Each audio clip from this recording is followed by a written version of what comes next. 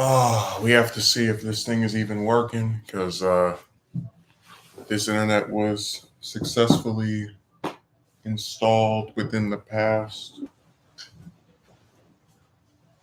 half hour. So let me just make sure, confirm that we're going at a amount that works.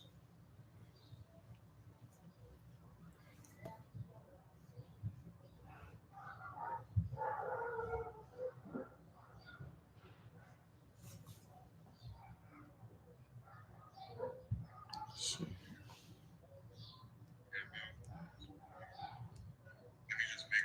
Yeah, we are okay. Good. Um, the way events went down, as I explained yesterday in a video I put up, is that I was trying to get some internet for this place, and it was a circus, right? Monday they say one thing, Tuesday they say something else, or rather, Sunday they say one thing, Monday they say something else, then Wednesday you get the thing, and then it's not connecting for whatever reason. So I'm just glad to finally have internet again. I gotta tell you, you don't realize what you have until it's gone because I was so tired of going to hot spots, right? Like you have some stores that have internet. I go and sit in the parking lot and upload something, or you use the hotspot on your phone. I got so sick of it. So I'm glad that that's finally over. Um, I probably won't be here too long because there's apparently been some recent quick developments. But for the time being, I'll enjoy it because it's going to definitely come in handy when I'm doing my back to my usual job search. Because my current one decided it was a great idea to only give me two shifts for this week and the following week, which is kind of insane. But no use in crying over spilled milk. So I'll probably resume my attempts to look for more work. If not tonight, then definitely tomorrow and in the foreseeable future. But no, I remember I had a whole dissertation on like what's the point of having a job if you can't take care of yourself, and like a big part of what's so problematic about these jobs is that they'll hire somebody, and then after a few months, few weeks, they'll start like changing your schedule a lot, right? So at one point you'll have as high as 5 days of work a week, 4 days of work a week. Other times will be as low as three or two. And this is why no, I really don't know how anyone can just have one job and survive that isn't, some college graduate, or and even they get messed up with the student loans. But like I said, it just seems like you're set up to fail. Like we're gonna hire you, we're gonna barely give you enough hours to even be able to make anything off of this job, and then we're gonna give you hours that are so all over the place that you can't even accurately gauge what job you could get in the meantime of this one. Like the earliest they've had me start a shift is at 11 in the morning, and the latest that I get off of a shift can be 1 or 2 in the morning. So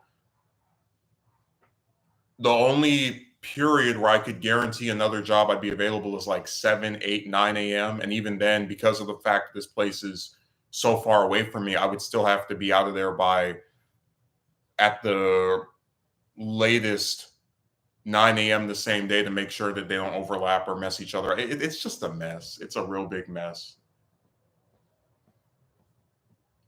And for a time, I thought those 11 a.m. shifts were over because I thought they were stupid since a lot of times, due to how early it is, nobody's even there to buy anything. So you're really left with not much to do. But they have me scheduled for, it's like one day is 7 to 12 a.m. and then the exact next day is 11 a.m. It's really crazy. I don't know who the like. I've never been someone that wanted to just give up a shift or call out sick, but I might do it for that day because I just think it's so dumb to schedule someone that early when all the other shifts are in the afternoon and then you want them in the morning for some reason. A time period where most of the stuff that they can do isn't even available because people aren't even there. Whatever. It's trash.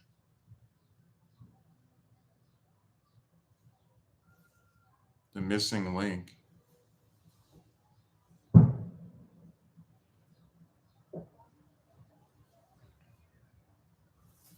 I don't know what you mean by that.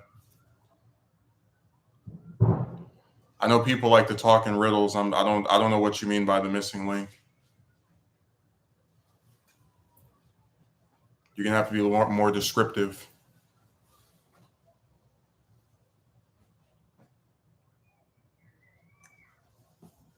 Besides, I know that you weren't. The reason you weren't showing up on the channel that much is because you were in Virginia, right, on some vacation. You took some extended leave of absence from New Jersey.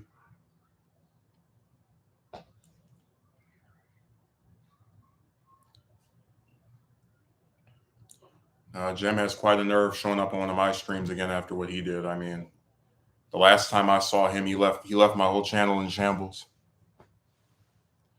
Well, Jem, I'm just wondering, and I want you to just tell me the truth. How many documentary parts do I have to make before you leave a comment on one of them? I'm just curious. Do I have to finish the entire LBJ one for you to say something about it?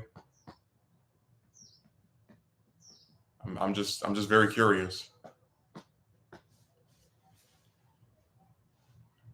Because I've put up 3 of them since this year started. You had FDR part 1, then you had Johnson part 5, and then Johnson part 6, and no comment from you on any of them. And Johnson part 6 drove me crazy when you didn't comment on, because that's the big one. That's the one where, you know, he goes from VP to president. That's where we're like stuff really starts, you know, kicking off. Like part 7 might end up being 2 hours long. Imagine I put up 2-hour video and I can't even get Jem, one of my top commenters, one of the people I look the most forward to when I upload something, to say something.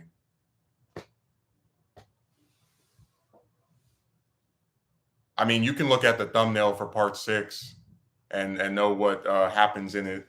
So I knew there was only one picture I was going to put for that thumbnail.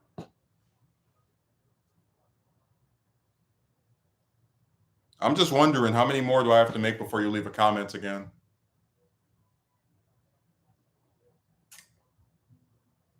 Because, you know, at one point I was planning on starting the Nixon one.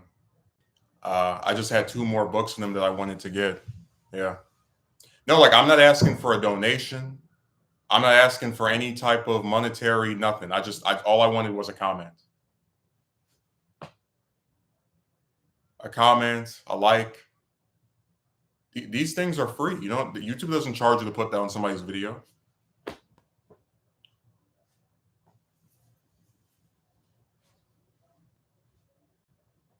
So I'm just wondering, when will this occur? When can I expect a comment from you?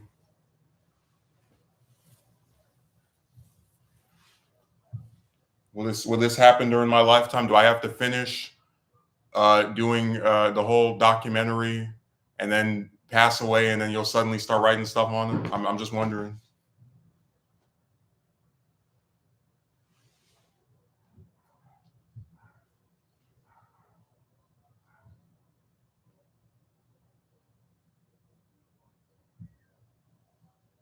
I'm very curious. Within the next 24 hours, yeah.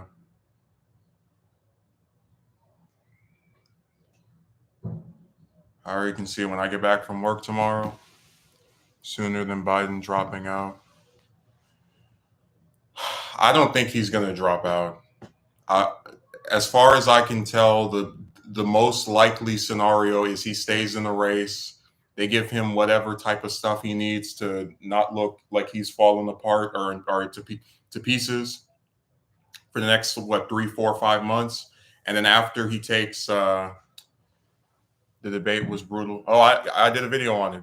In fact, that's one of the regrets I had of not having internet for the past week, because I would have loved to have gone through it and just been piece by piece. Here's this, here's the worst part, etc. I wasn't able to because I couldn't free up the space, right, where you delete something but you put it somewhere else. Like, I couldn't do that. So I was also going to do a video on Harris's interviews that she did after the debate, where she was trying to defend him. Because truthfully, she is the person I feel the most sorry for, where you get this lousy job where you can't do anything but sit there and bootlick for a president that you a lot of times people don't even know if he knows where he is. Record levels of unfavorability. I mean, she's in a really difficult position. I don't tend to feel sympathy for politicians. I was the main one talking about how lousy of a governor Newsom is, but I do feel bad for Harris. She's incoherent. I think that term can be used for a lot of people.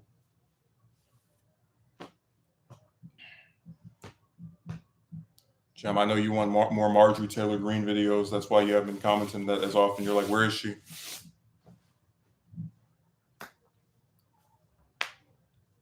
You said, where's our golden goose?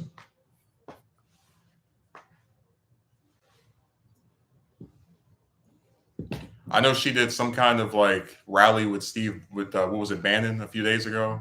And it was kind of crazy. I didn't get to watch it, but I heard it was nuts. I'm telling you, man, Trump's sidekicks are the best. Every time one of them comes out, it's like, at this point, it's crisis mode.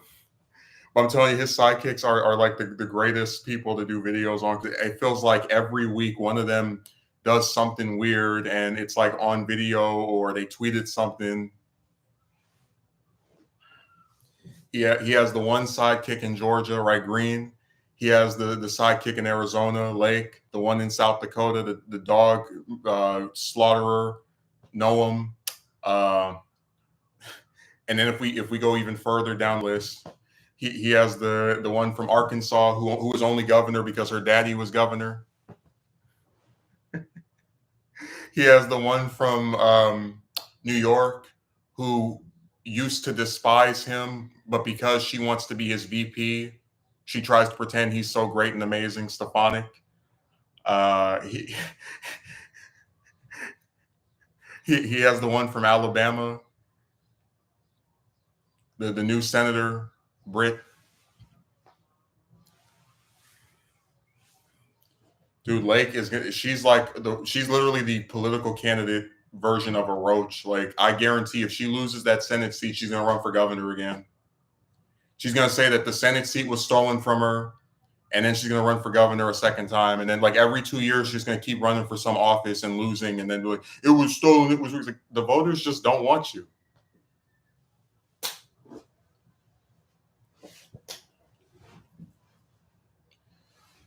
She is the biggest sore loser that the world has ever seen.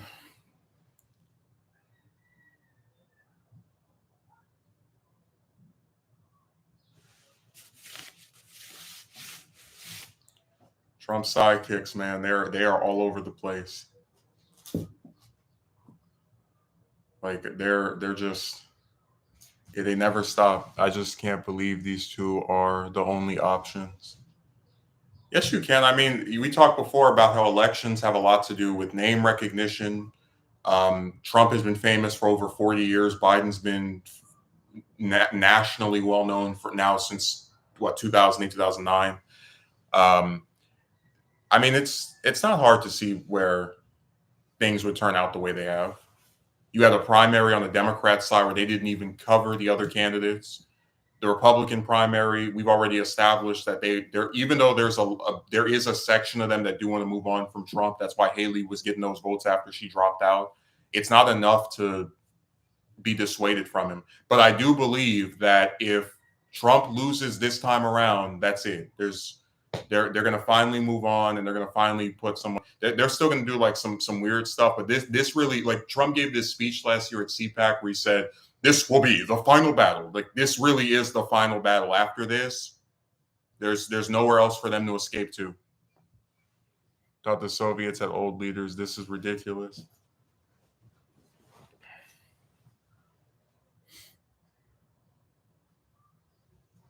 No, you haven't been keeping up with the drama of the last week or so.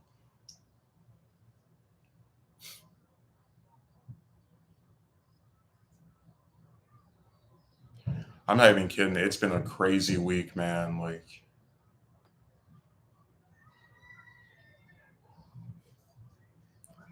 I'll just leave it at that. I went over it before in other videos I've been putting up. But like I said, the one good thing about this year and last year has been the documentaries. People have been watching those like they're on crack or something. It's crazy.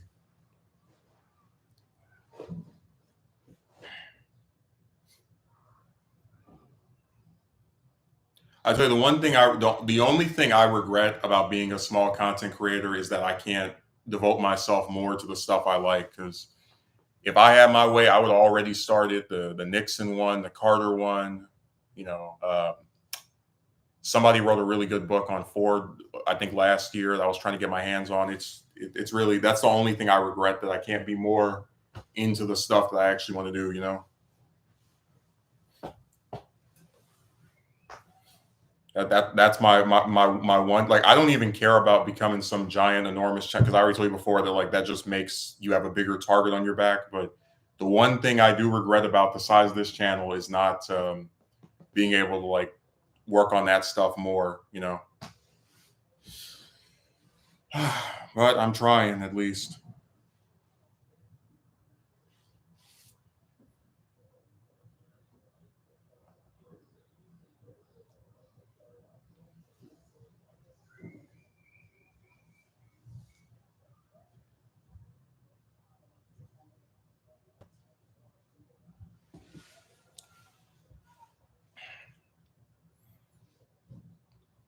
Man, if you saw how much stuff I want to do versus what I'm actually able to do, you'd be like, Jesus, a million projects, and you get to do maybe like 3 of them.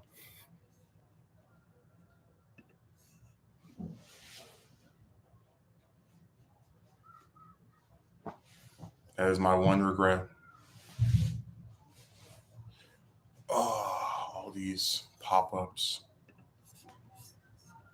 I have stuff open I don't even use. It just sits there. Let me close it. Quit. There we go.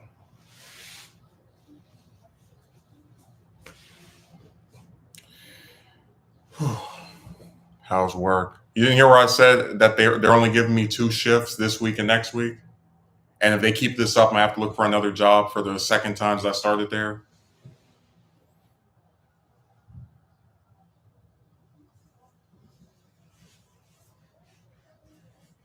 Yeah, they and I said the problem, the main thing that kind of has me not wanting to look for another job is that the hours at this one are so all over the place that they'll end up clashing with somewhere else and then getting me booted from there too. Because they've had shifts where I'll come in as late as 7 or 8 p.m. and then ones where I'll come in as early as 11 in the morning. And it's never like, okay, you come in this time every Monday, every Tuesday. It's any day of the week. So the only solution I can think of is to get a job that has me working in the mornings on the, because almost every time on the weekends they have me come in for that other one on Sunday, right? So the only solution I can think of is to just get a job where they commit to like using me in the morning on weekends. That's the only thing I can think of, because if it's the weekdays, it's going to clash real badly very quickly. It's nuts, man. How the hell are you going to give somebody hours that are so far apart as to be at 11 in the morning to 7 p.m. at night, but then also like only give them 1 or 2 shifts, so excuse me, 2 shifts a week?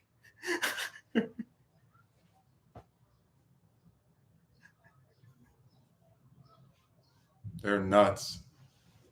Anything to stop people from making a little bit more money, isn't it? Oh, man, I tell you.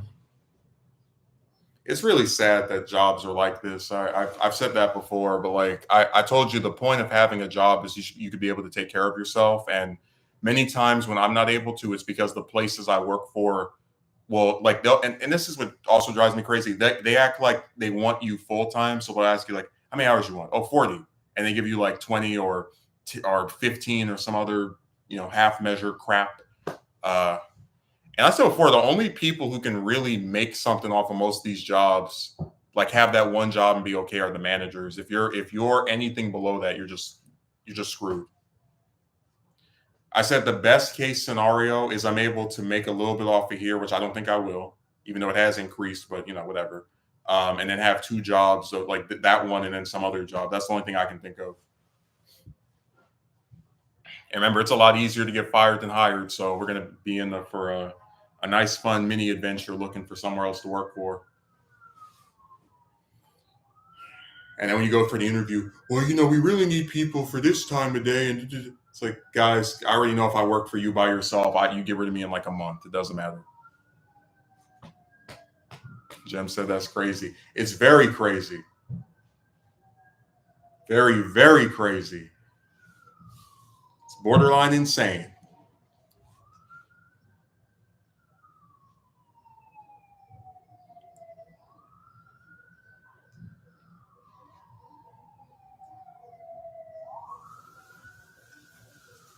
It's like they are purposely being life disruptive. Well, they just don't care. They don't see their employees as human beings who need to eat, who need to be able to pay for the things that allow them to survive. You are an expendable piece of garbage to them, and that's why they feel like they can use you once or twice a week, and you won't complain, you won't walk away. And they have had people quit. They have had people say this is stupid. The only reason I don't quit is because I have so much like PTSD from you get some. Oh, no, let me see what happened with that. Let me just give you a second. No, but I was saying the only reason I don't quit is because I have such like PTSD from working at other places and getting fired for really anything, right? And like in such a rapid amount of time, like they'll have you for a few days, few weeks, and then just toss you. That it makes me like less open to just pulling the plug on somewhere that's kept me for this long. But when you said, I hope you at least get some free food out of them. Let me see what happened.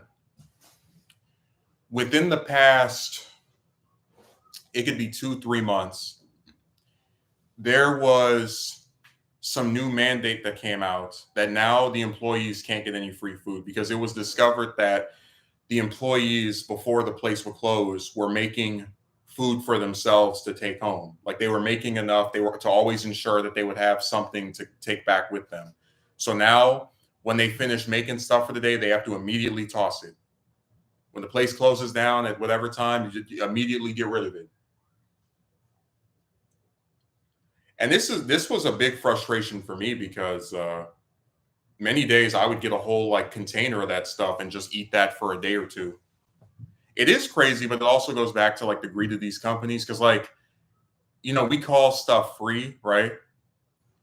But you understand that if somebody is working for you and you've got food that you're no one is going to eat this. It's going to go into the trash. No one's going to eat it.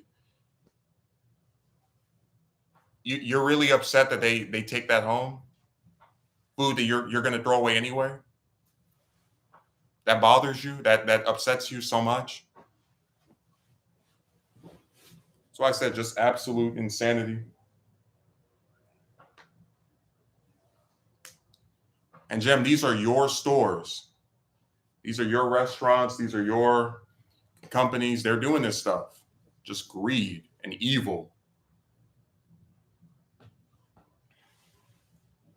I hate that they rather waste it than help people. Well, yeah, I mean, they get to sit there and make all their money. They don't care if you and I can't eat. I hardly eat out. Oh, me too. Trust me. There's a restaurant where I hadn't been to them in 2 years until yesterday, and I found out they had internet when I was in their parking lot. I almost started to like if I couldn't get the internet to work over here today, I was going to go and just stream there from the car.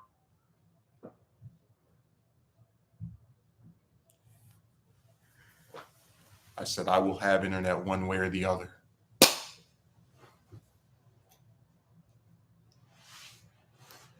Internet will be mine.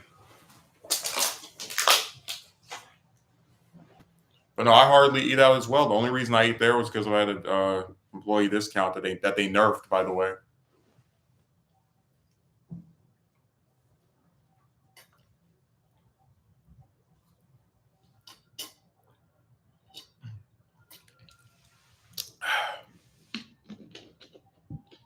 What was the what was the occasion yesterday? No, I so this at this place I don't have a fridge or not a fridge, a stove, or an oven because I don't even think I'm going to be here for that much longer. I've only been here for a week. I don't know if whatever the situation will be. So I just was getting something out to eat because I didn't have anything here, and it was supposed to be enough stuff to last for last night. And did you?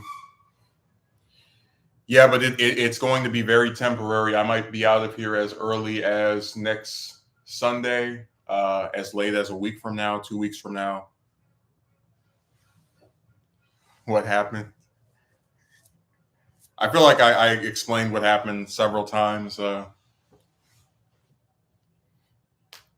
don't know what else to tell you because if I said it again, I'd be retreading.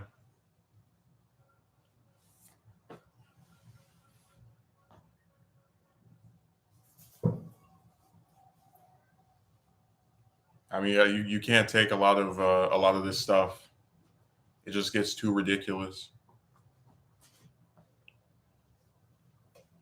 Like I'm not kidding. At a certain point, you just get tired of things. Give cliff notes. I mean, there's not really much I can say that hasn't already been said. It's just how much longer are you going to pay? You can go watch the what's that video called? I Work for Nothing. That pretty much went over the situation. Just you have to pay these two different sources something, and one of them is mandated in terms of like by law you pay it, but the other one is just somebody else being greedy. And if you have the option, you're not going to keep giving the greedy person stuff. Issues with the relative. Yeah, and they turned in an Oscar-winning performance, pretending that they were so worried about where I was. Where did he go? Are you all right? I was like, get out of my face.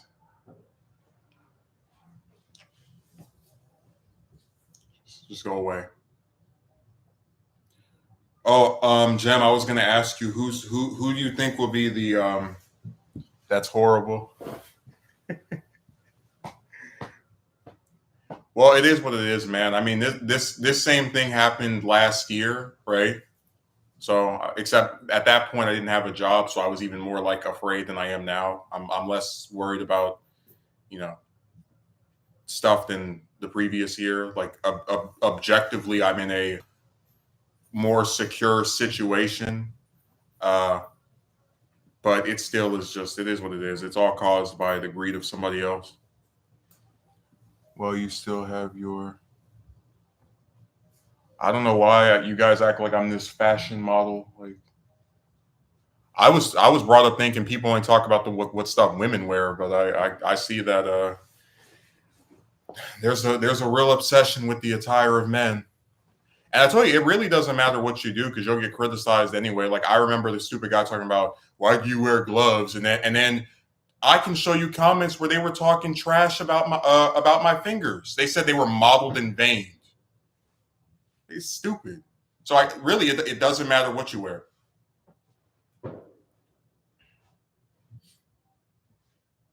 I guess you'd prefer if I did like that lady at my job did and come to the company event in my pajamas, show up on stream in my pajamas, huh? But no, Jem, I was trying to. It's your. It, I hate when the stupid chat thing gets blocked by the heart on the side. Jem, I was trying to ask you who do you think will be the 2028 candidates?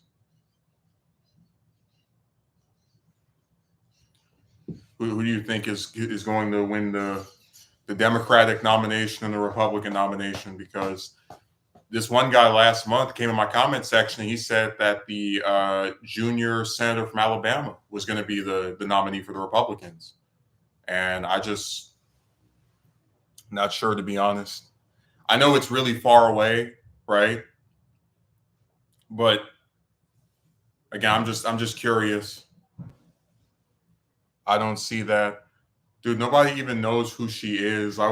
That's what had me laughing. I'm like, this lady, and I guess it's not impossible because in 2004, who really knew who Obama was, for example? That's the fireworks outside. But you get the point. That just they must have destroyed 5 or 6 cars with that. I think Haley for GOP. Um, there's some legitimacy to that. I could see her running again, and like now that Trump is out of the way. Wait, not. Oh, Tom.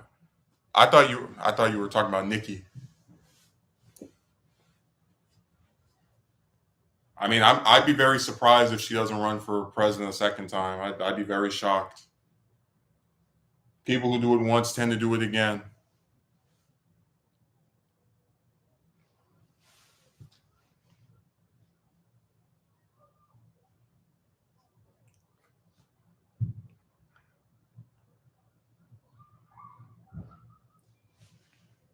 This message is held for review. Another moderator just handled this. I guess I have some secret mod somewhere that handled your message.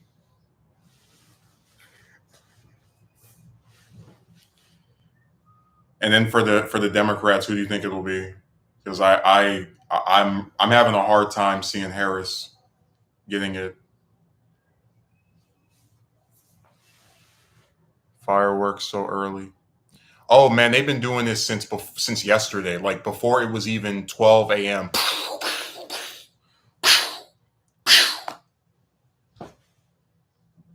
I'm in NJ and none yet.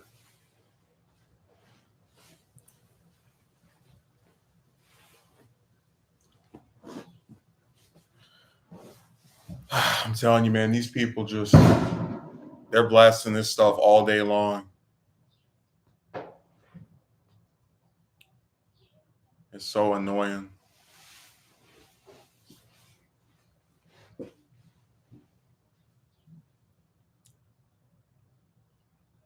Like, I don't even know what the point of just every 5 minutes for is, but whatever.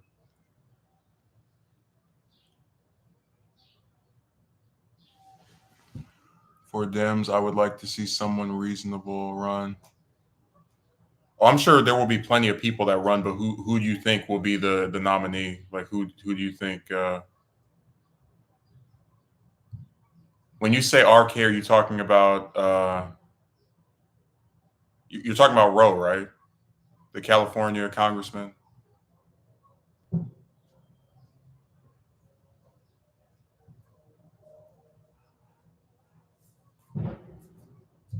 Well, you put RK; those are his initials, Rokana. See, if you had put RFK Jr., I would have known you. I don't think he would run for the. Well, it wouldn't make any sense. You're gonna run for the independent as independent candidate, but then also go back to running for the Democrats 4 years later.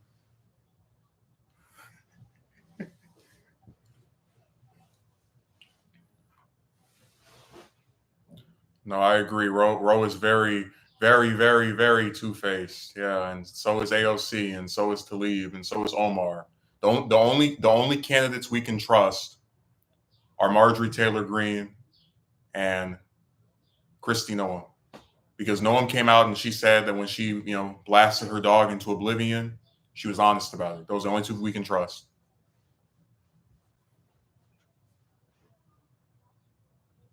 So I'm getting this correct, Jim. The only candidates for president that we can trust, we're going to put them on a piece of paper, are Marjorie Taylor Greene,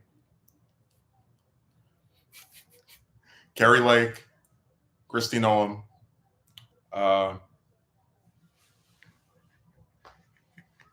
Those are the only ones we can trust. I'm not even trying to be funny. Who do you actually like from the progressive side? If everyone is just two faced and phony and etc. It's like they took her to the woodshed.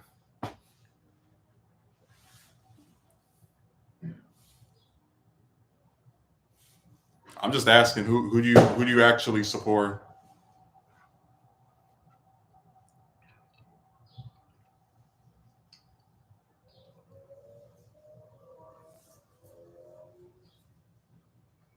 Because I would take Roe any day of the week over Newsom or Whitmer and the rest of the clowns that they're talking about picking up. What's the governor of New York? Hochul? Yeah.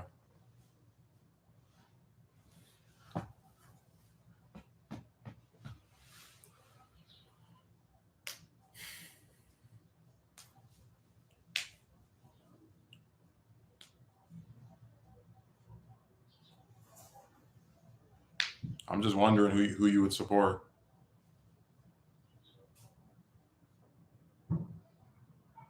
I'm very curious.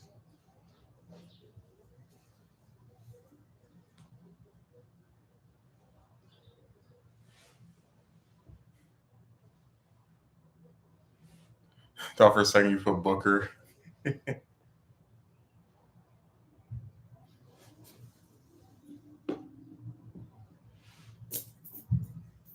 It is interesting to see the progressives like all eat each other alive. It's real fascinating.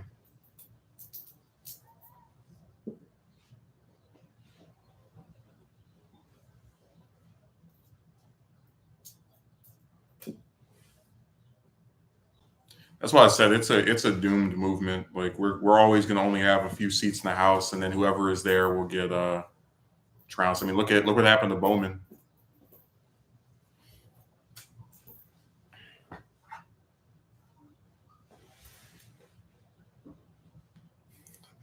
Klobuchar.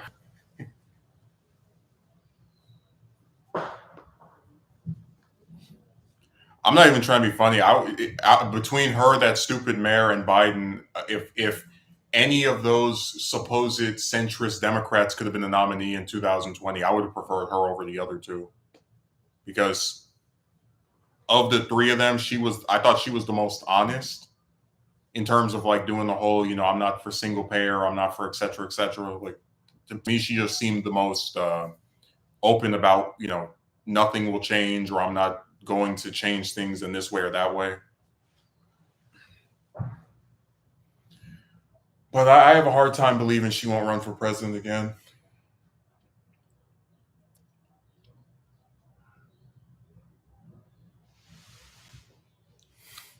Oh, she was pretty honest about not supporting free college or the Green New Deal or single payer and a genuine care for the American people.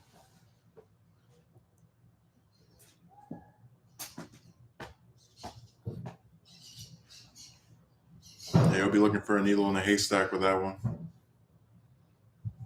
unfortunately. It's disgusting watching billions go to Ukraine. I mean, they don't, they care more about these foreign countries than their own people. I told you when I was trying to run for that House seat, the stupid lady, I brought up like all the homeless people in California, how the governor doesn't do anything. What can he do? And you should have seen her face. She said it with such confidence too. Like I was gonna just be so taken aback. Like, oh man, she got me. Like, no, you can make a jobs program. You could actually make some houses that don't cost $1,000 a month to live in. Maybe secure some regulations on jobs to where they can't just hire a person and only use them twice a week. So you can actually make some money off of working for these stupid companies. There's a lot of stuff you can do. And it's like I tell you, man, I'll never get over that because it's like you say this about a Democratic governor in a Democratic state with a Democratic state legislature who can pass anything he wants. Housing is a very big issue. One of the reasons why you can go across the state of California and see nothing but parked cars is because people like it's factual that like a lot of homeless people live in their cars. Like their car is their house.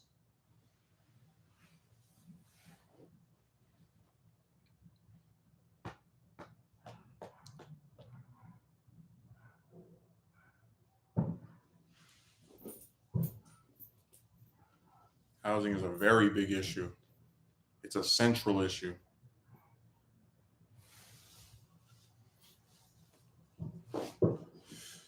Oh man.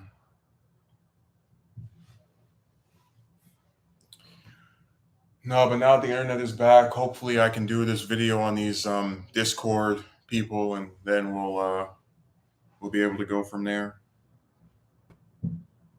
Because one of them did something a few days ago that drove me crazy. Oh, Jim, isn't it true that your favorite sitting Supreme Court justice is Clarence Thomas? That you think he's so inspirational and you would like to mimic him in your daily activities? Oh, it's Kavanaugh, right? You were there when they had the whole the very contentious hearings.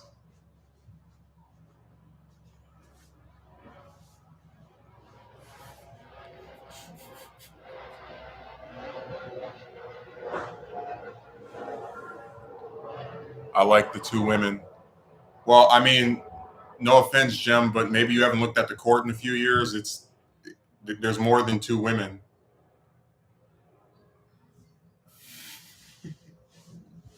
So I don't even know which ones you're talking about. Sotomayor, Kagan, Jackson, Barrett. Like which one are you referring to? I know one of them is Barrett because you love your right wing women. They're some of the best creations that God ever made in your view.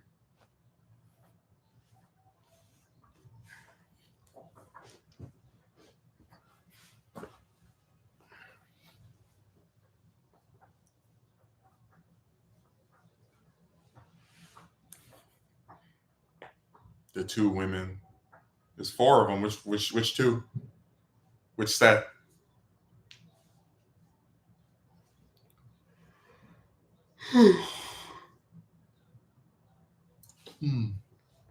I'm sure Ginsburg and O'Connor would be very proud. It is pretty surreal to think that in the over 100 years of the Supreme Court, there have only been 6 women on it.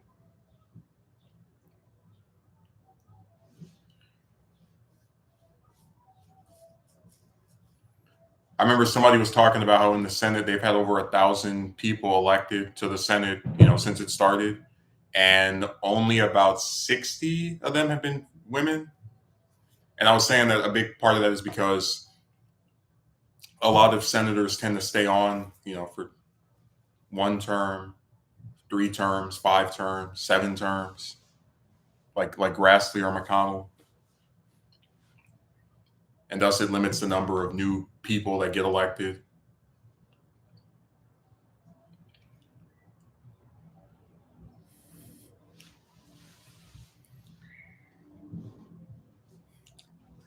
I like the two women. It's like there's more than 2. Oh yeah, I did forget you are an Obama fan, so of course you would like his justices.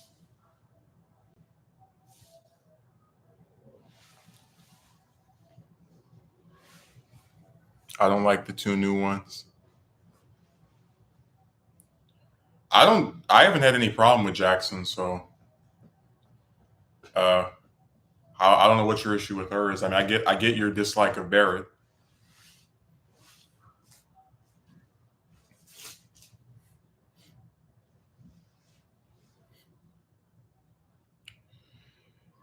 Oh man,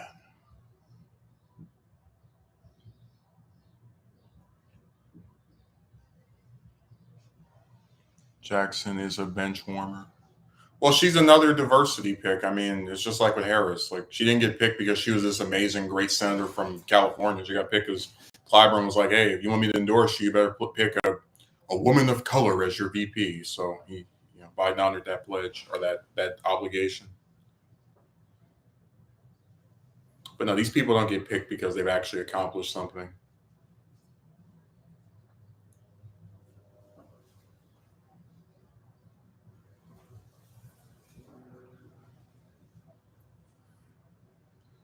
I'm not even kidding, man. This state needs its own version of the Great Society. Like we need to have a complete overhaul where there's like a program from the. It doesn't even have to be the state government, but just something to do about all these homeless people. Like get them some damn jobs. Get somebody to just like check on them, see if they're all right. You need something because this really should be like a state recognized emergency. I don't understand why things are so bad in Cali. Such a rich state. Dude, you go and you drive around here, you'll see the richness. We're rich in poverty, we're rich in disease, we're rich in crime. Some of these streets look so filthy. Oh my man, you would think you were in a third world country. Well, you know what? Like, I'm not even joking. You can go to areas that are considered beautiful. Um, Hollywood, right? And drive down 2, 3, 4, 5 blocks, and you see a bunch of cars parked, trailers, dark tinted windows, like a bunch of homeless people just right next to the same spots that they're trying to get tourists to visit. And I spent a considerable amount of time in Alabama last year. I didn't see anywhere near as much. Like there were some rundown houses I took pictures of, but it wasn't. The problems over there are nowhere as prevalent as the ones over here. Now they don't have as many people, but still.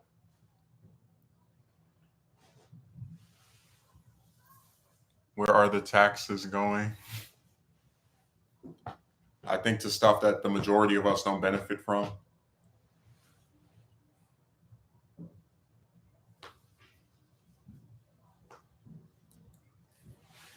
The taxes. They take your money and they sit on it or use it for some garbage that nobody even asked for in the first place.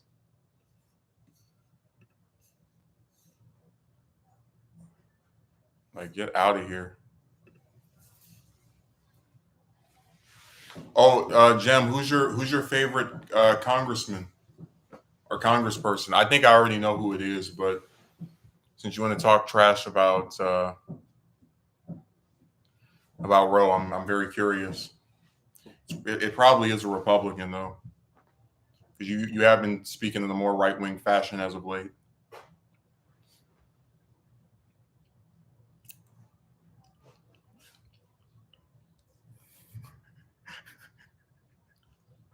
I'm very curious. Who's your favorite congressman?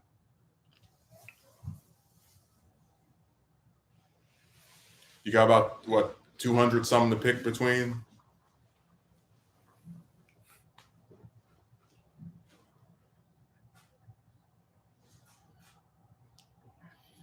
I'm just wondering who could it be.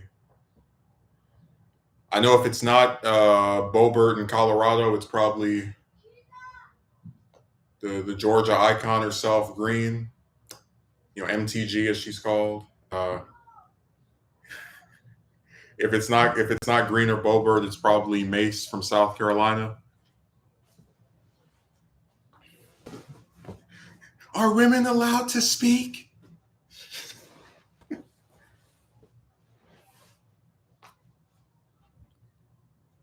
I'm just wondering, Jim. Come on, tell me. I'm very curious. Oh no, it's not a he, and it's not from New Jersey. It's either Green, Bobert, or Mace. It's one of those three. And I know it's a Republican because you've been getting more and more right wing as time has passed.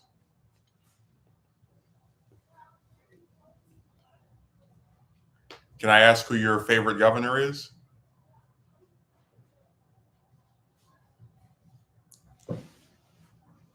Even though I feel like I already have a good idea of who that is too.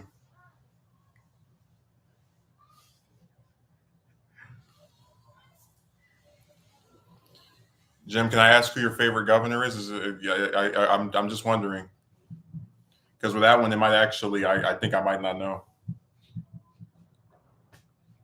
I actually don't have a favorite governor. I think most of them, most of the current ones are pretty lousy. Um, like I said, Newsom has let this state go to ruin, really done nothing. Um, Over there in Texas, Abbott, he's letting his people get blown to pieces in all these mass shootings. So there's not really a good selection to go around. So if I had a favorite one, it definitely wouldn't be the one in my state. You said your favorite governor is a tie between the one from Arkansas and the one from South Dakota. You said you're torn between Team Sanders and Team Nolan.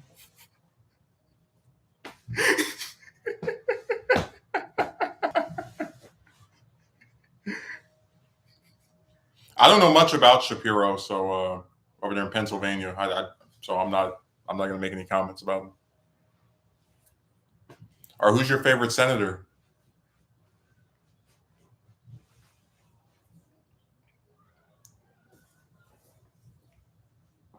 You got 100 of those to pick from.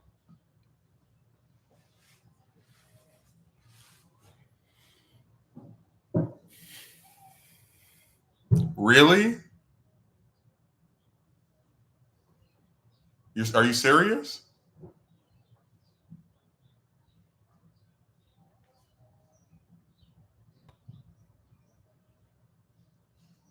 I didn't think you would pick you. So it's another tie between Ernst from Iowa and Britt from Alabama. No, I really expected you to say Sanders. He pushes for NJ interests. I'm surprised. I knew you weren't going to say Menendez. That piece of him and his gold bars. That man is the corruption king. I don't know how the hell he got multiple terms in the Senate. That is insane. Well, Booker, I mean, I remember when he ran for president. This is a guy who only in the last 2-3 years before running for president was talking about single payer health care. Every time before that it was I'm for the Affordable Care Act. I'm for the Affordable Care Act. Never mentioned the Green New Deal before running for president. So a lot of us view him as two-faced.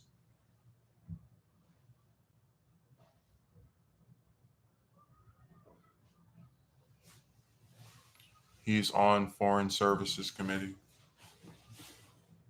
I'm just saying, like, Booker is the last person I think of when I say consistent, when I view someone as being consistent. There's a lot of duplicitous stuff going on.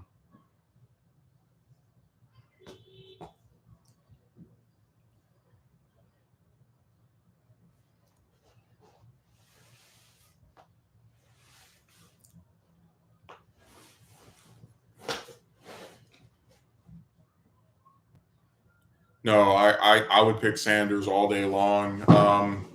I tell you, I do have a real big soft spot for Collins and Murkowski because they have bucked with their party on multiple issues that are like more left leaning, and it's a shame that they're not recognized for actually having a little bit of political courage.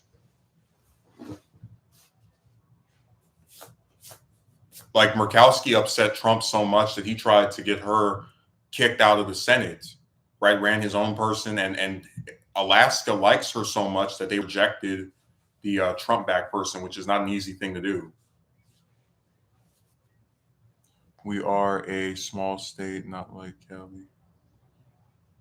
I think our politicians are stuck in the 60s.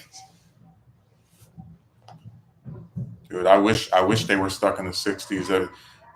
Politicians on average in the 60s tended to be a lot more moderate with, like, in terms of the issues of their day. Um, I'm not even trying to be funny. Like, they're, you know, something like the Civil Rights Act, right, which just had its 60th anniversary a few days ago. If they tried to pass something like that today, it would have been a 51-49 vote because everything is just so partisan and there's like no agreement on anything. Like, seriously, why is this still an issue? Well, you know what it is. I mean, a lot of these pro-life people, dude, you reminded me that Britt wanted to get the data of pregnant women. I just remembered that. That was like one of the things about her that was kind of crazy to me. That you're like you have these females pushing for the most restrictive things related to it. It's crazy, but they're the main ones trying to like screw up anything relating to Roe. But yet they agreed to send billions to Ukraine. I tell you, everything is so backwards.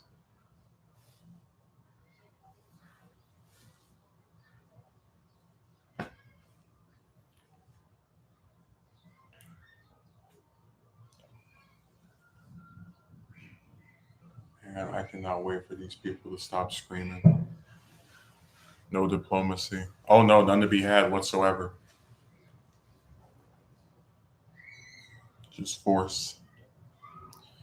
That Ukraine thing is going to go on, I think, for 5 years at a minimum. Like it just feels like there's no end in sight.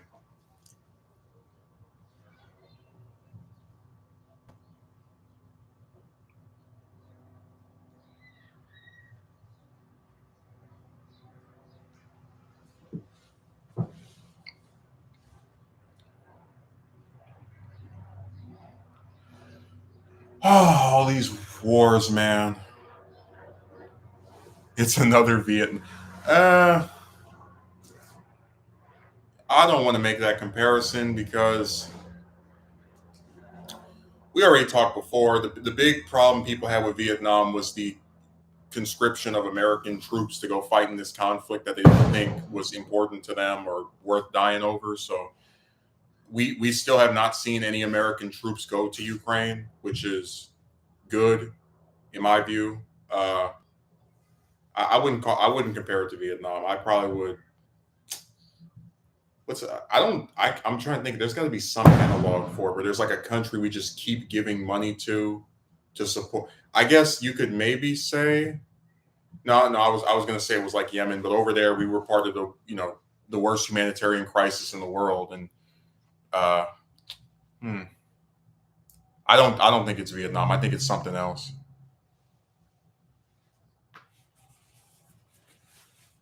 Dude, don't start comparing Biden to LBJ. Things are gonna get crazy already.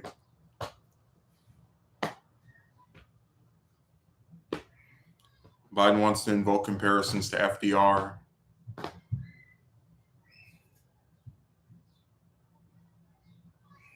Which to me is hilarious because it's like I talked before about how well, yeah, you didn't see it, but I did a video on Noam. She gave some speech at it wasn't CPAC, it was some other event that the Republicans had, but she was trying to compare Biden to Carter, and I'm like, lady, are you guys ever going to get off this man? Like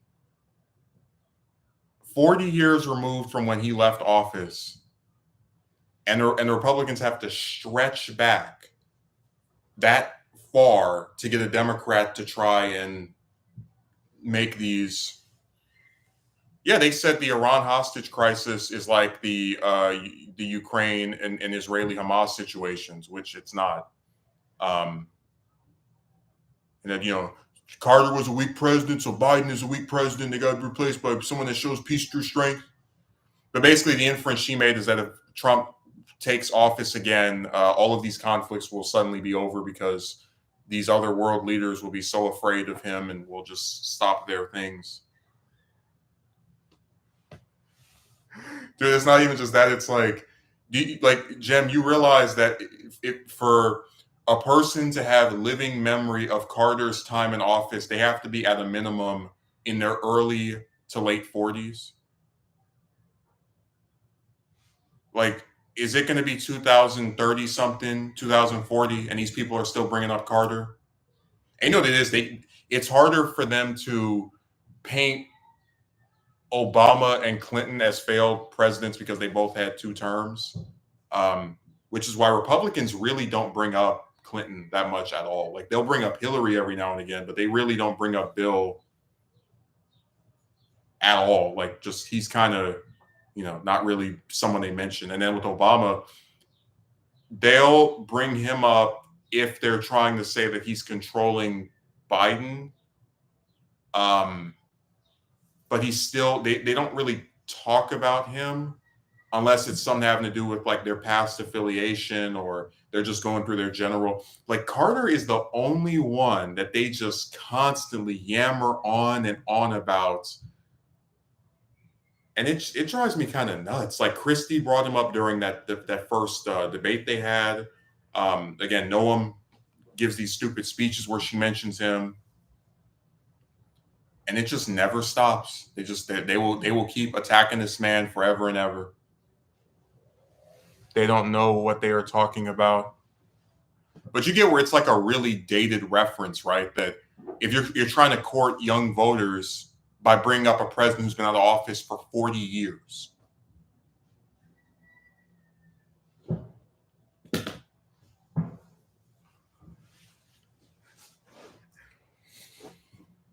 I just feel bad for him.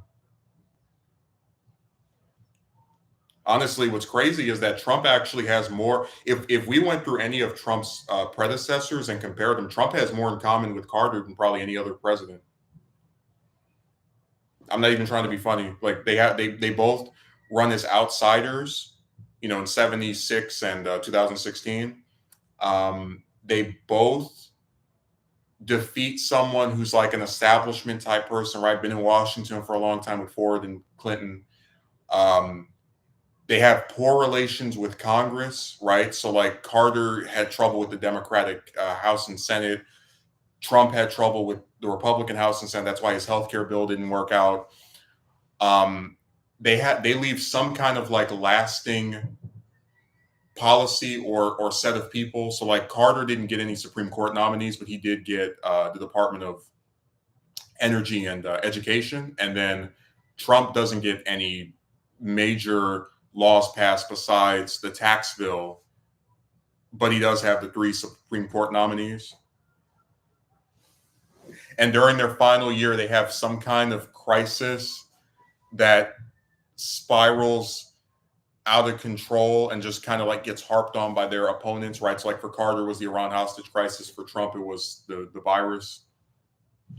Like they're both criticized very heavily for their handling of it. But Jem, you get what I'm saying, right? That like Trump and Carter, even if they're very different people, at least their times as president have a lot of parallels to each other. That like if you ask me to do Trump Obama comparisons, the only thing I could think of is that they both had the House and Senate for the first 2 years, and then after that they lost the House, right? But I get. Dude, I'm not even kidding. That would be a good video. The Trump Carter comparisons, parallels. They have a lot in common.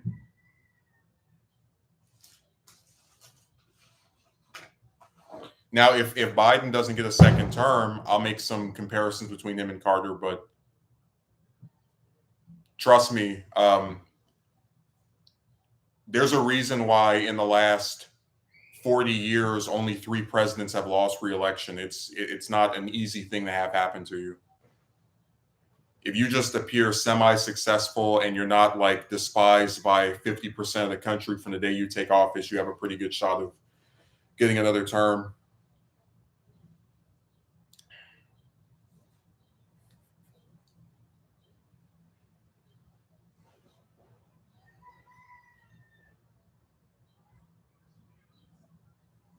I'm serious, man. They have so many like little things that line up with each other. It's kind of nuts.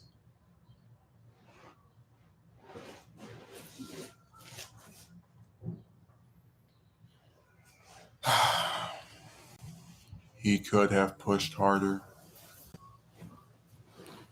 Well, you remember Trump's handling of the virus was weird. Like first you try to downplay it, you won't even wear a mask. It was bad.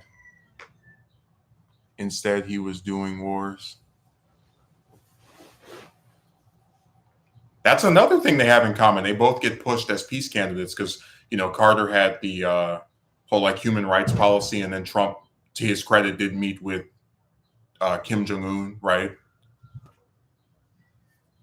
Even as I said before, the Trump as a peaceful president is a myth, right? Because of you remember the Iranian general Soleimani that he went and destroyed or had killed. So that's a nice myth that his supporters go around spreading. But those of us who actually research this stuff, we know better.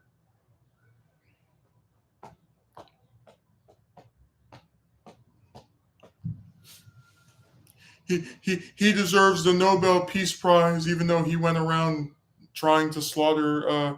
I just whatever. People just. Yeah, I said my only regret is that it didn't go anywhere. It didn't materialize in an actual peace deal. They had 3 meetings, and there was nothing of substance to come out of it. Soleimani was a mistake.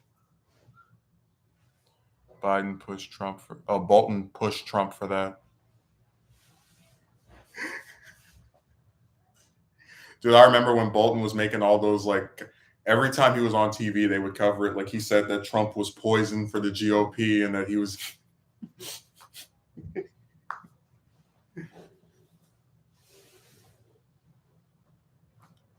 He's really entertaining. Like, he has this like really what's the way of saying it? Like, lack of charisma, but then he's also extremely dedicated to starting a war with every damn country imaginable. That I almost, like, I have this begrudging respect for his dedication to, like, you could tell he really believes the US should just invade everywhere. Mr. Walrus.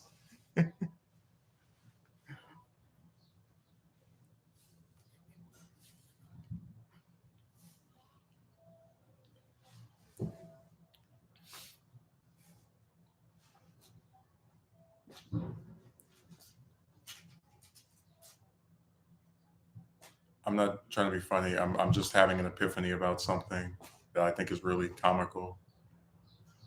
If it's true, then it's going to be even more funnier. But no, Jim, I'm just trying to figure out what to do next because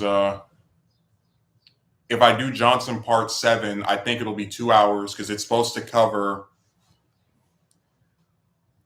the whole year, the whole remainder of 63, but also the whole year of 64. So, like, him running for reelection and Civil Rights Act and, you know, that whole period.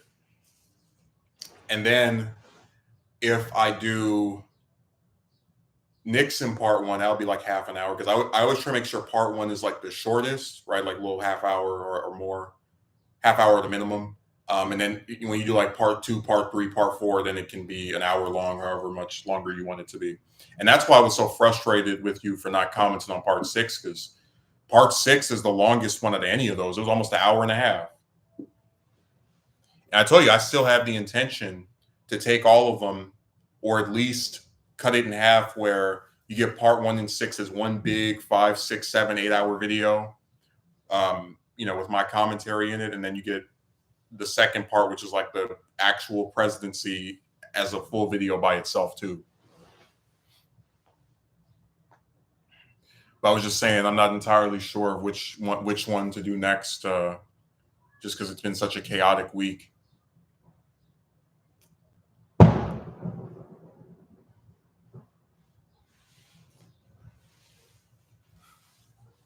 I tell you, I gave up on FDR when you didn't leave a comment. I was in tears.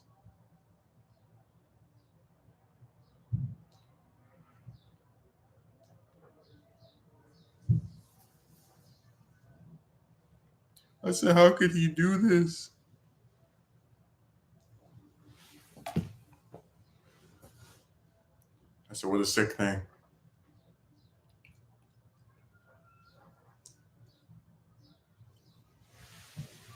I'll make sure to get caught up. I don't believe in you anymore. You already let me down, not once, not twice, but 3 times. How's my friend? What do you mean by my friend? Are you because that could, when you say that could mean multiple people. Are you talking about the one I'm actually friends with, or that stupid coworker, or oh yeah, you are talking about the stupid coworker. Um, she seems to have 9 lives because she was supposed to come in there, I think, last Sunday, either last Sunday, last Friday, and she didn't come. And what she did is she switched out with somebody at the last minute, like the day of. She was like, I don't feel good. And then, got this other person to agree to take her shift.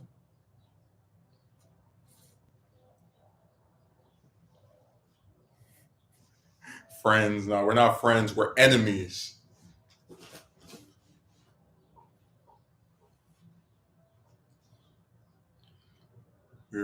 We have long running, months long feud. We are antagonists. She's Oh, no, no, no. We know who she apparently is doing that with. It was that, remember that guy I told you that they saw her jump in the car of that one night when she was working one of those like late night shifts.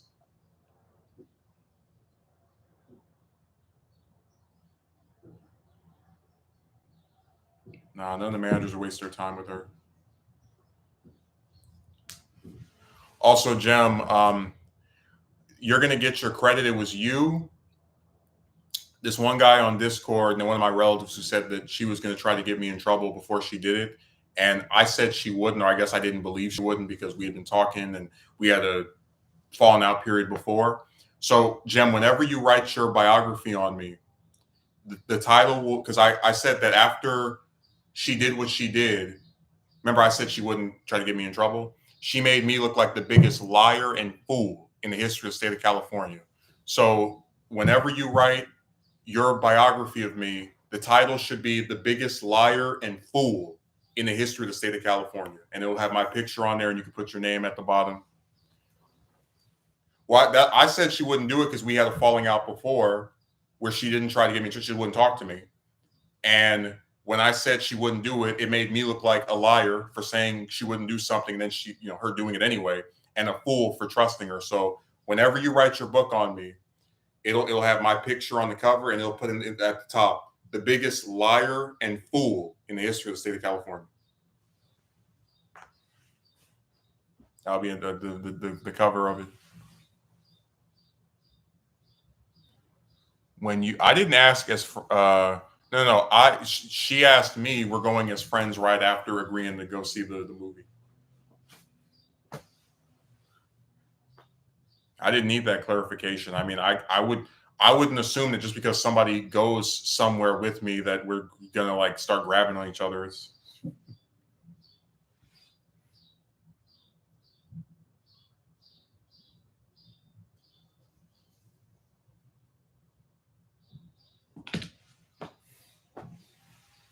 as friends, right?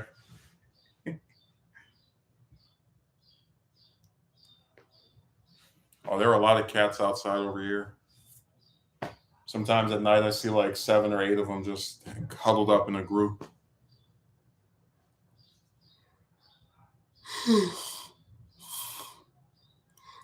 Mm.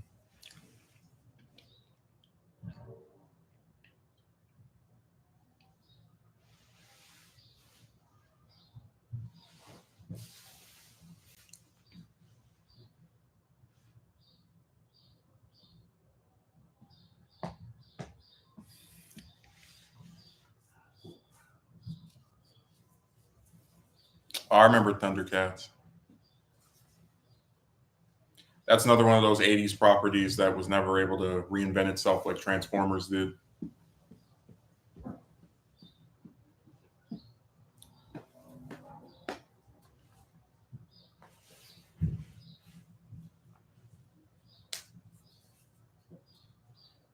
Yeah, I think they had some new series about 10 years ago. They got canceled after one season or something.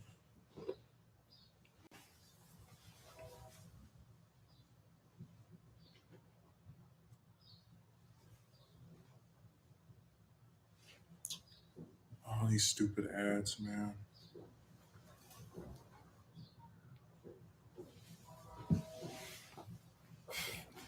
I mean, I didn't see it. I only saw the little like promos for it. Original was perfect.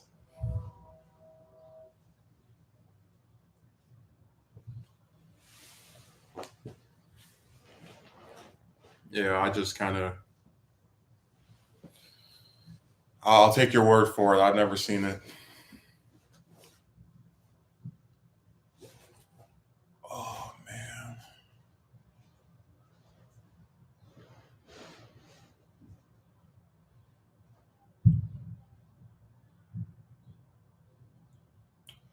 it is interesting just how much.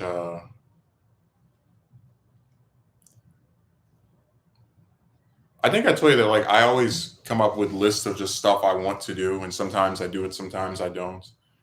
Um, of the like three big presidents, right? Like the ones that everybody always say are the greatest, right? Roosevelt and Lincoln and Washington. Roosevelt was the only one I wanted to do because I felt like because of how much closer he is in terms of recent memory, he doesn't get as talked about as Lincoln or Washington, which is irritating. Um,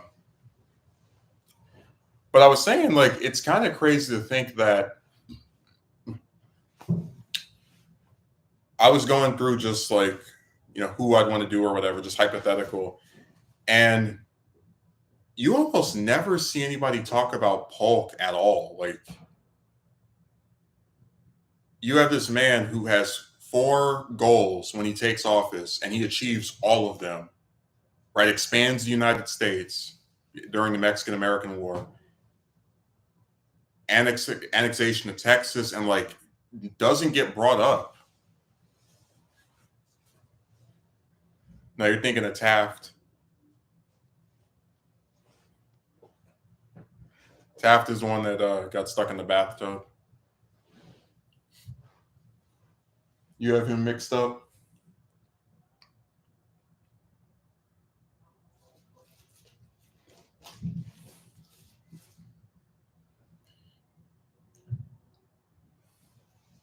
Nah. I don't know if you ever saw a picture of him, but Polk was not overweight.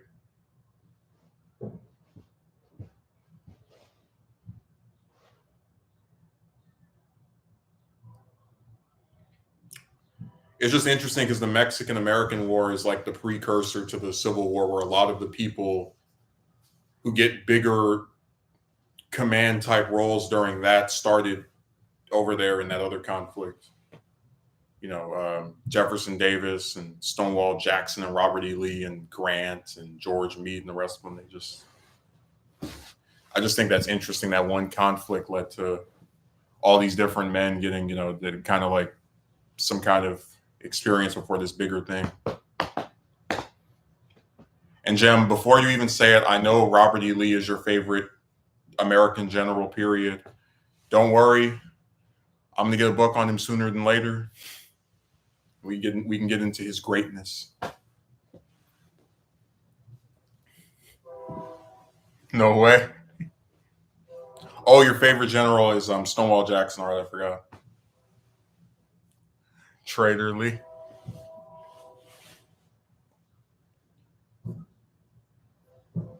Well, look, Jem, let's not kid ourselves. If I did an Abraham Lincoln documentary, I can absolutely bet my house that you would not leave any comments on it. It could be 4 parts long or 40 parts long. It'd probably be like 10. I'd say, just me speculating.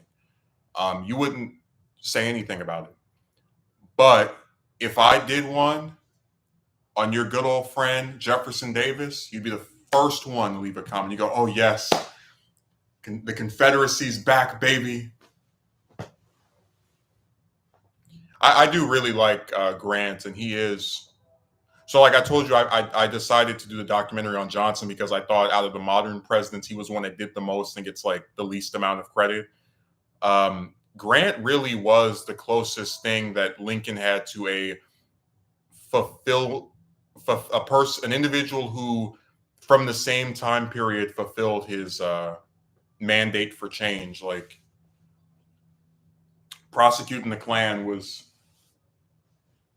one of the more important things that came out of the White House at that time.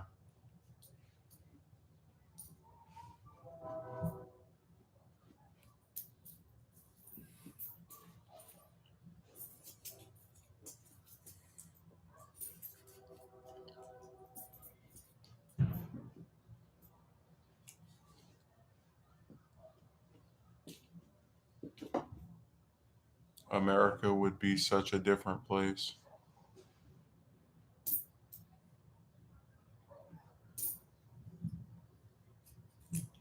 I tell you, I just despise how little my school and a lot of these other schools teach about the Civil War because when you actually break it down, it's so much more interesting than like I mentioned that brother was like, oh, it was North versus South. I was like, yeah, but it's more than that. It's one faction of the U.S. wanting to preserve the institution of slavery so much that it will literally remove itself from the United States, become its own country with its own president, its own vice president, its own government, its own generals, and go against its the majority of its own land.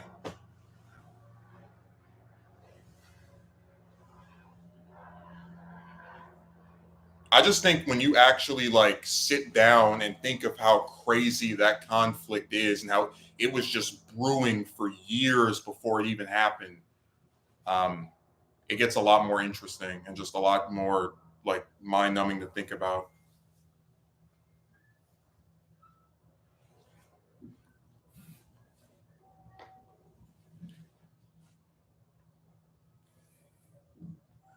I took Jem, you'll get a big like laugh out of this. So my grandma was from South Carolina, and then my grandpa was from Mississippi, and I always thought it was so funny that my grandmother was from the first state to secede from the Union, and then my grandpa was from the state that had the future Confederate president as its senator before he, took over in his role that everybody remembers him for.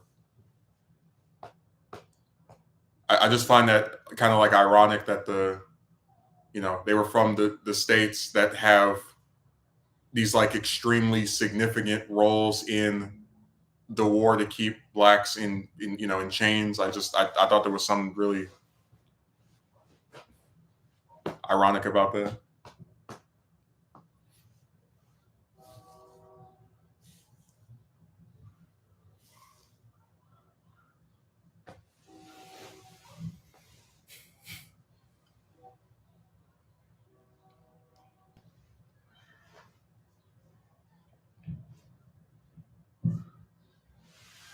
Crazy but true.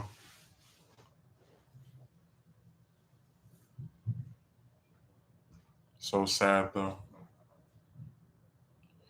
Yeah, there's a lot. There have been a lot of fights to even get to where we are today, um, and it's a shame that people don't know much about it or know anything about it.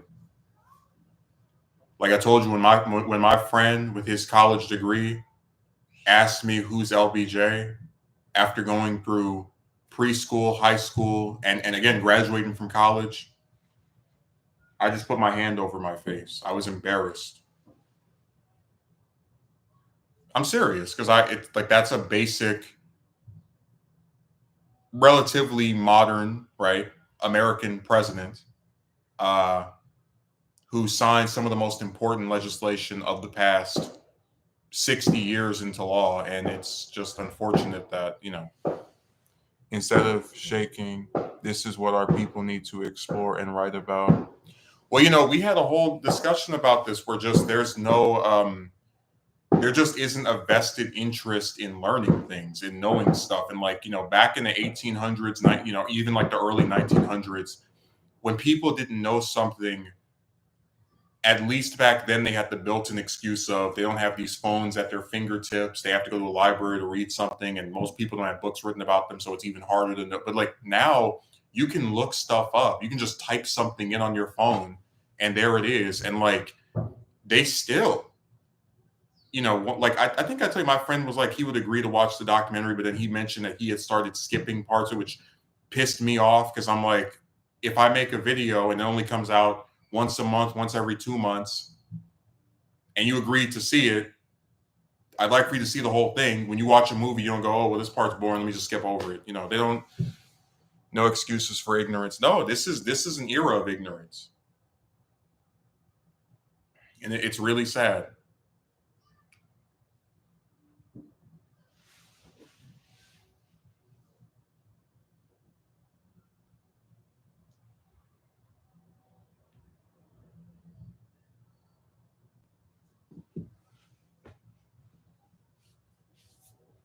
It's like I don't expect people to know who the junior senator from Alabama is.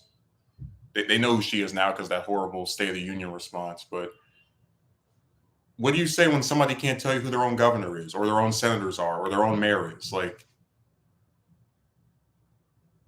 you don't think something about that's wrong, screwed up, stupid? They don't know anything. They don't know their own governor. There's only one of them in the whole state. Their own senator, only two of them. Their own congressman, there's only one of those. Their own mayor. Like, how? That's why I did the stream, The Mundane Existence. Some people really do just live to go to their job and probably listen to some stupid music or watch some stupid video, and like knowing any basic stuff about the world is just, they couldn't be bothered unless everyone around them is talking about it. Like my friend knew about the Israeli-Hamas conflict, not because he cares about the plight of Palestinians, no, because they kept talking about it on the news and it was getting mentioned all around him, so he suddenly wants to show interest in it. You call them sleepwalkers?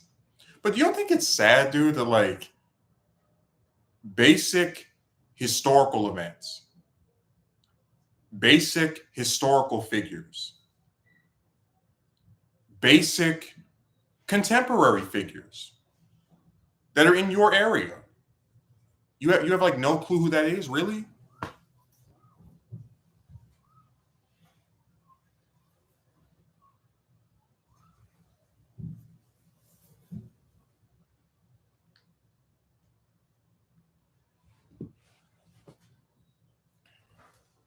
And remember, they're doing this in the era of the phones, of the computers, and they don't care.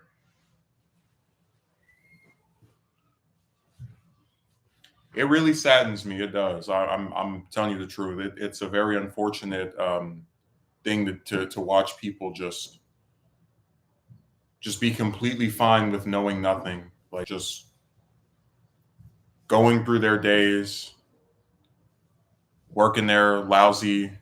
It pisses me off too. Like, I'm not some Confederate fan, but I believe a lot of the Confederate figures are important to American history.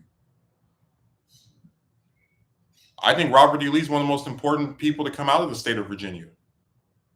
Same thing with Stonewall, and I'll always think it was interesting that a section of the U.S. had its own president for several years. Like, those are people that they should be familiar with. You don't have to know everything about them, but damn, it's like if they know who Lincoln is, but they don't know who was leading the other side of the conflict that he's most celebrated and known for getting us through. Are you serious? Just like my friend knows about the JFK assassination, but he doesn't even know who's the president that took over after that. Just nuts, man.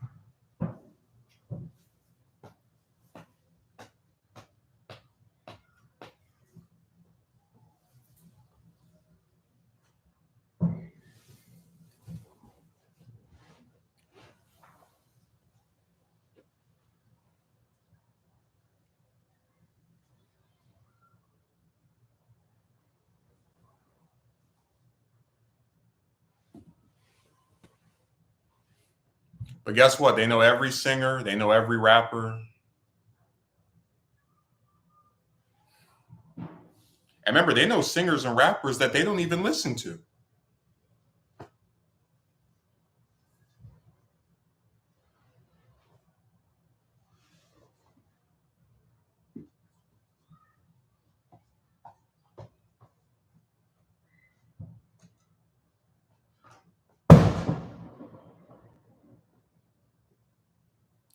It's really pathetic. I think we owe it to their memory. Yeah, well, that's part of the reason I did the documentary. I still intend on doing more of it if I'm alive. Those that died for freedom.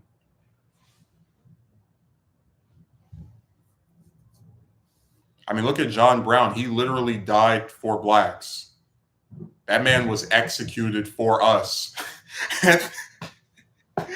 And they don't know his name. Sorry, I had these hiccups.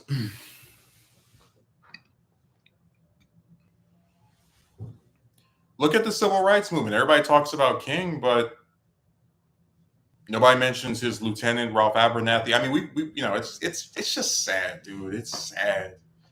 Are none of the other big six civil rights leaders, James Farmer, Roy Wilkins, A. Philip Randolph? I mean, it's Whitney Young. Like, they don't care.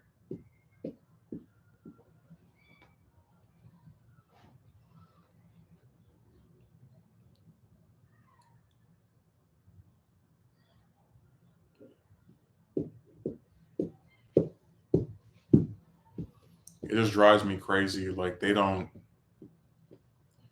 I said it. I guess it really doesn't matter what you do in this world. If you're not a singer, a rapper, and into a lesser degree an actor, you're just you will just be forgotten. Even by the people that you gave the damn shirt off your back for. It's really sad. Like, my friend in 40 years is going to be on Medicare and Medicaid and not know who signed that in the law.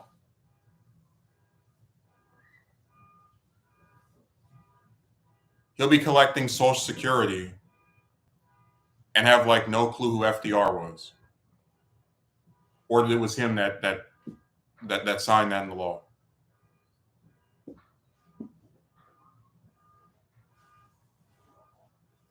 You can't tell me that's not pathetic.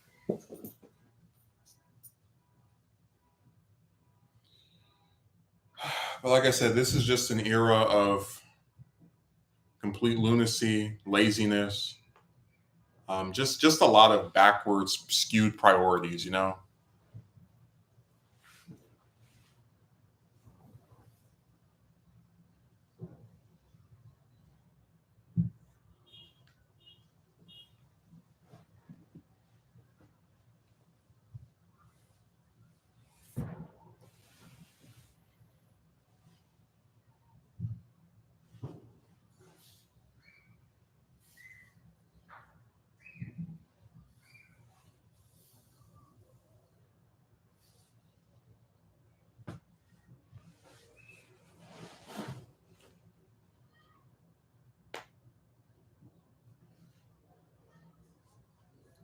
So I said,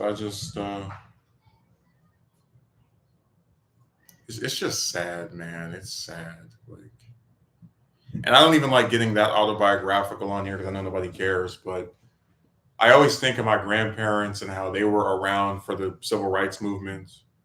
You know, they both had living memory of the Emmett Till and the Montgomery bus boycotts, and just many of the Bloody Sunday, all these different events that happened during that period. And it's like,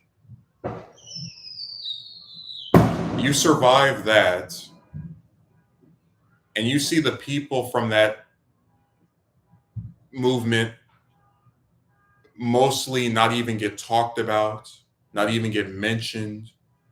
I think it's sad. I really do. People don't care. I know they don't. They don't understand, and it's like, it's just pathetic, dude. It's really pathetic.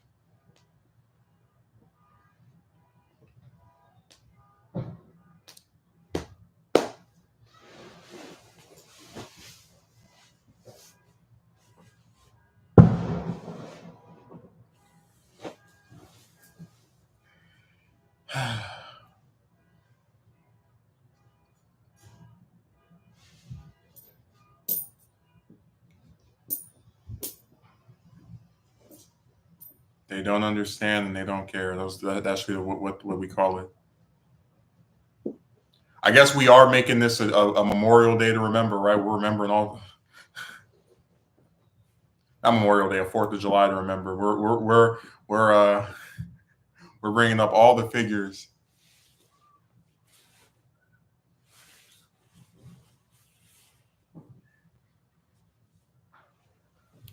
I just came back from Ireland. People are asking me where that is. Well, that's like one of the biggest jokes, that if you were to like get most Americans in front of a world map, they wouldn't be able to name like any of the countries or like that we're trying to destroy or take over. And even if they could name one or two, they couldn't figure out where it is. Like we're just really bad with geography.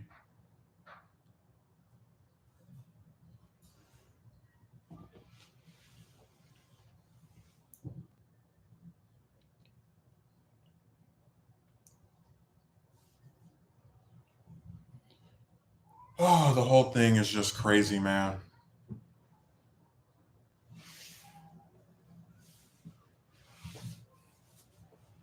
Madness. Well, what it is that a lot of people grow up in these like insulated communities where, like when I was a kid, I didn't get to travel to other states, or I went to one or two different cities, but that was it. I mean, you don't really get the option, and some of it for a lot of people is due to the like I know people say money can't buy happiness, but the more of it that you have, the more ability you have to like actually. Well, like I'm not just saying you know that people don't read, so I think books are kind of out of the way for a lot of them. But I'm also just saying that it's kind of sad that Americans don't get to see more parts of America. Like if I decided tomorrow I want to go and see Texas, which is like the main state I'd like to go and see next if I'm able to, ever go to another one. I couldn't just tell my job, "Oh yeah, sorry guys, don't I'm not working whatever the next day or whatever that is that I'm supposed to be there."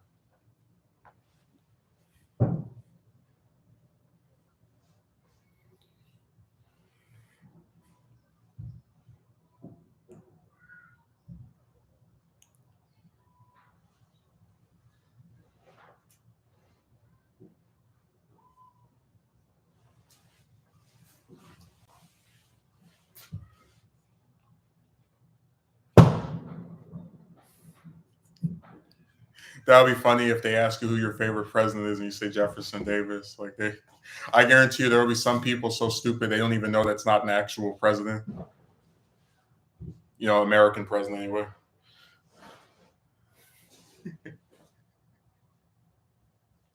U.S. president, rather, I should say.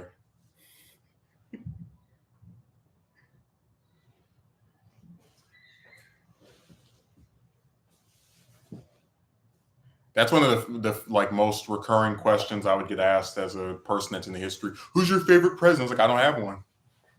I have ones I really like. Uh, but I've never limited it to one. How could I limit it to one? There's like four. There's what 46.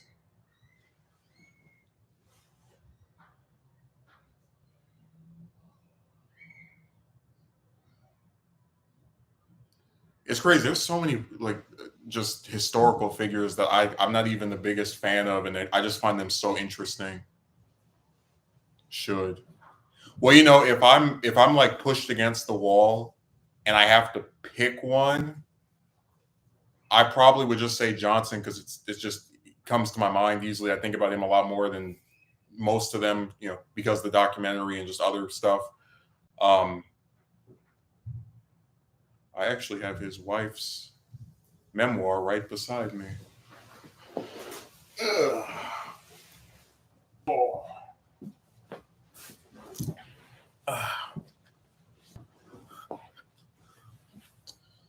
Yeah, you probably can't see it that good, but um, this is Lady Bird Johnson, the White House Diary.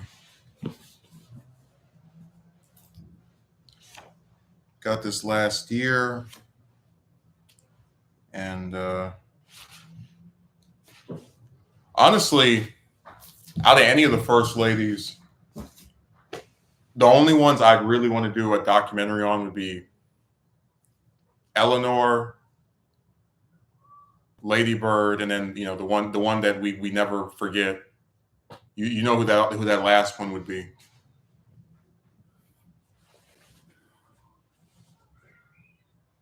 No, no, no, no. I'll give you a hint. She was in between Eleanor and Lady Bird. You know who it is. It's not Hillary, no. But you know who it is.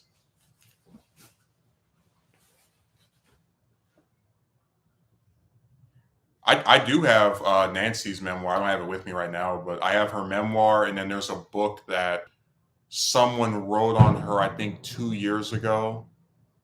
Um, it was called like The Triumph of Nancy Reagan or something to that effect. Yep. Can't get enough Jackie.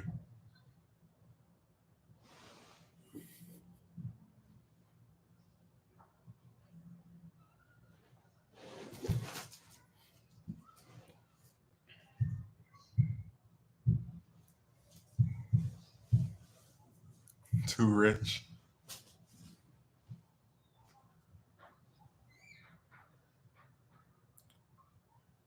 No, I just find a lot of them to be interesting. I wouldn't even do a JFK documentary. I'll do a Jackie one. She had an interesting upbringing: a cheating, adultering dad, a very controlling mother, a doting grandpa,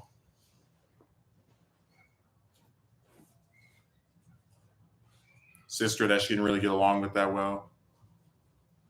I'm serious. If I had to rank all the presidents in terms of who I would do a documentary on, Kennedy would be at the absolute bottom, all the way down there.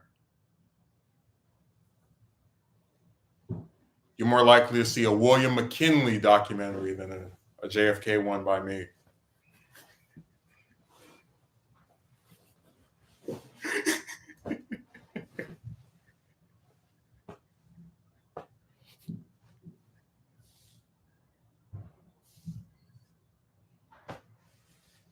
You're more likely to see a John Tyler documentary. Oh, I would do Jackson. I mean, the first Democrat, the first common man to be president, the one that Trump loves the most of any of them. I would do him and Polk together. Old Hickory and Young Hickory. The problem is I can't get a good book on Polk. I haven't been able to get my hands on one, but trust me, Jackson would not be out the realm of pop. Although this is the order, right? Johnson, FDR, Nixon, Carter, and then some toss up between Truman and Eisenhower. Uh, and then after that, I'm more like flexible. Well, that's why.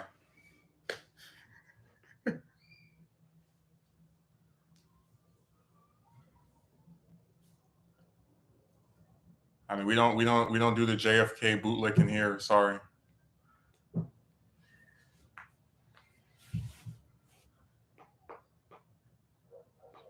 He'd be at the absolute bottom of the list.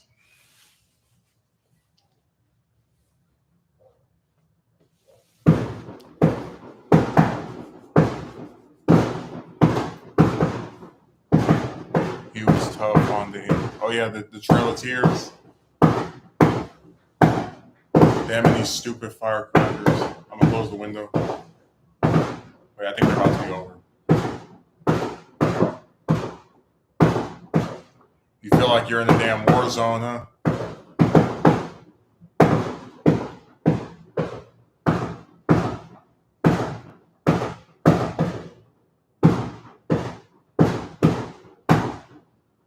It just goes on and on and on.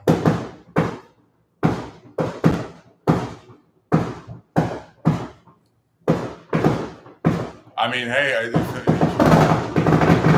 yeah, this is nuts. Let me wait. I think all right, they're done. For like a whole minute, just.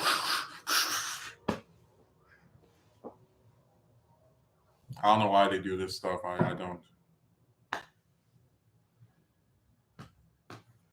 But no, that was always the point of the of making those because it was always something that I didn't think was getting covered enough or as much as I would like or in the way I like or whatever.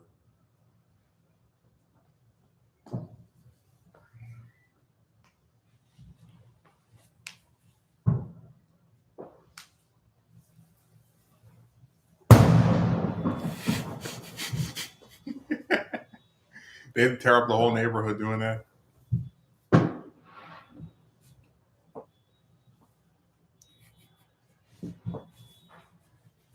Don't worry, Jim. We'll get Hillary eventually. Her and Albright and Rice, all your favorite secretaries of state.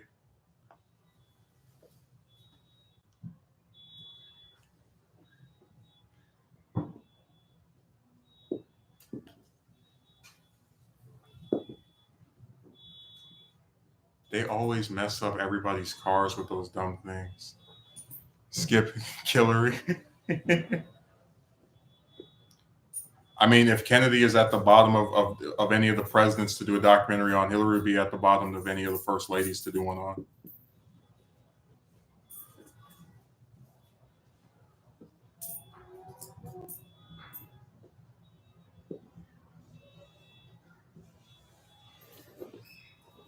He'll be all the way at the bottom, down there.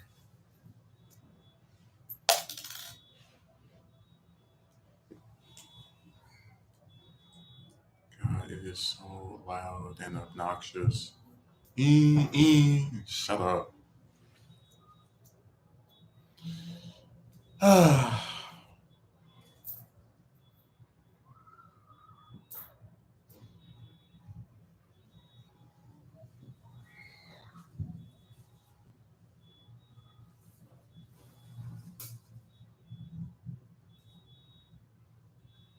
It's just really annoying.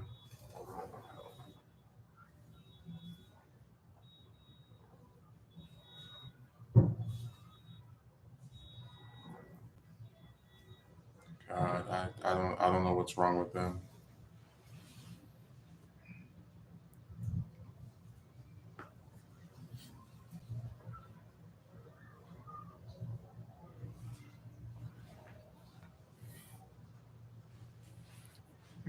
Skip Hillary. I'm just imagining I have like I'm not saying I would ever do this, but just like doing every single president, and then it goes from Eisenhower to Johnson. You're like, where's Kennedy? I was like, he's here and there and there and there and there.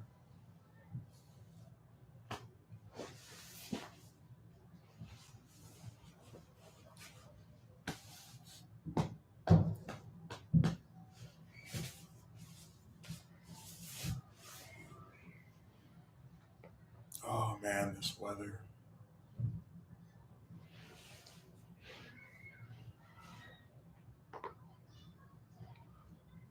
They've really gone crazy with these firecrackers. It's madness.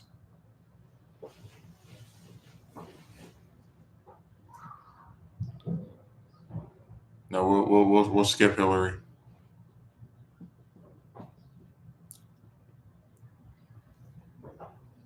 I don't even find her to be that interesting. Like I know that she's going to go down in history as this very influential, but honestly, she's just an opportunist.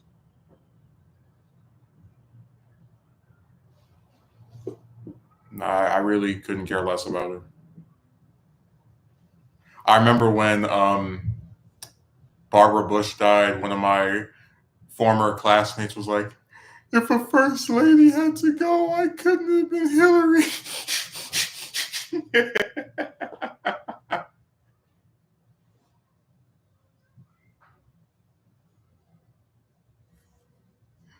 I just thought it was funny. Like you despise her so much that you would rather the fate of if one of them has to go, I couldn't have been the one you like the least. No, she is my least favorite first lady without a shadow of a doubt. Like I don't have a problem with any of them besides her. She's the only one where I just terrible man.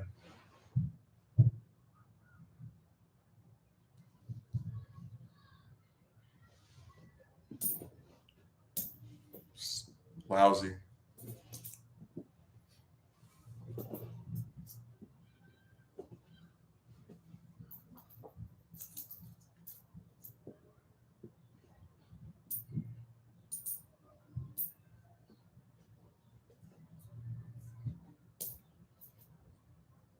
No, I thought he was funny, and she still shows up every now and again. She does little TV interviews, and every time I see her, I just roll my eyes. Like you guys still pay attention to this lady.